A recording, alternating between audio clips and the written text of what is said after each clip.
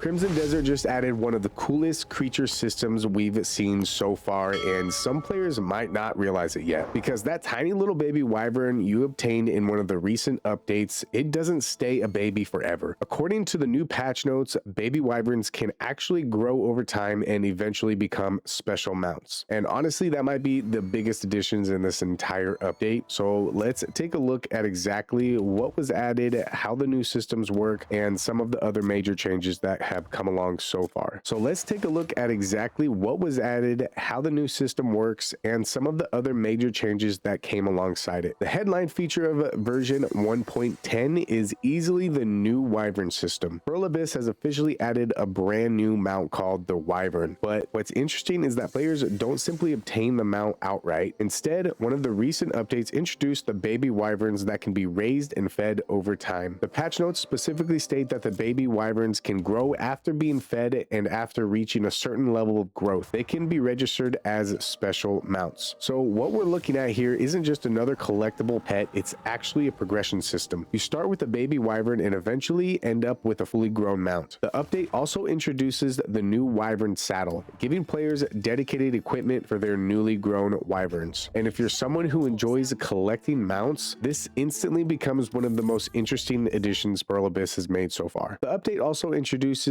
another new companion called the cuckoo bird chick. Just like the baby wyverns, cuckoo bird chicks can be fed and raised over time. They also have growth mechanics attached to them, making this one of the first updates focused heavily on raising creatures rather than simply collecting them. Personally, I'm really curious to see how deep these growth systems go once players spend more time with them. And I went ahead and checked some of these out, and the only two so far are the cuckoo bird chicks and the baby wyvern. So not quite yet with the abyss cat or the feathered weasel, which is supposed to eventually become a griffin. So maybe in the next update. Let me know what you think about this system so far. Outside of the wyverns, Pearl Abyss also added two new activities. The first is the pinball minigame near the Delician Institute. Players can earn Marnie tokens and exchange them for rewards including abyss artifacts, artifact chests, furniture, crafting recipes, and other useful items. The second activity is Orb Roll at the Great Gate of Erdea. That activity offers rewards including abyss artifacts, material boxes for furniture, golden apples, carpets, and several edition collectibles. These might not be the headline features of the update, but they do give players a few new ways to earn rewards outside of normal progression. And for Orb Roll, I made it all the way to level 30, so let me know your highest score in these mini games. Strongholds also received some pretty meaningful improvements. The reblockade system has been expanded with new battle and reconstruct stages. Players can now request protection to suppress reblockades, while liberated strongholds now provide additional rewards including contribution, provision, trade goods, and other valuable resources. For players actively engaging with region progression, this should make stronghold gameplay feel considerably more rewarding than before. There are also a number of quality of life improvements included in the patch. A new growth interface has been added so players can track pet and horse growth levels. The Constellation Journal now helps locate constellations. Photo mode has been improved. Several combat adjustments have been made, and there are a dozen of bug fixes and gameplay improvements throughout the update. But let's be honest, the real star of this patch is the Wyvern system. The fact that Pearl Abyss is introducing creatures that can actually grow and eventually become mounts opens the door for some really interesting possibilities moving forward. And in future videos, I'm going to show some possible future mounts that could go from baby to full-blown mount. So be on the lookout for that. Let me know what you guys think about this update down below. And if you guys are interested in the Wolverine game that's coming out in September, I do have a couple of videos put out on that. 11 suits that were officially confirmed in the gameplay reveal, and some other new details about the game. If you're excited for the new Marvel's Wolverine game, I would definitely go and check those out. Now, are you guys excited for the baby wyverns? Do you plan on raising one into a full mount? And I absolutely appreciate your guys' time. If you enjoyed this video and you want to see more future content from this channel, be sure to hit the like button so more people can see my content. Subscribe if you're not subscribed. Share my content with somebody you might think will enjoy it. Let them know to like, share, comment, and subscribe as well. Hope you guys enjoyed the video. Hope you guys have a good day, good night, and a good morning wherever you're at, and I'll see you in the next one.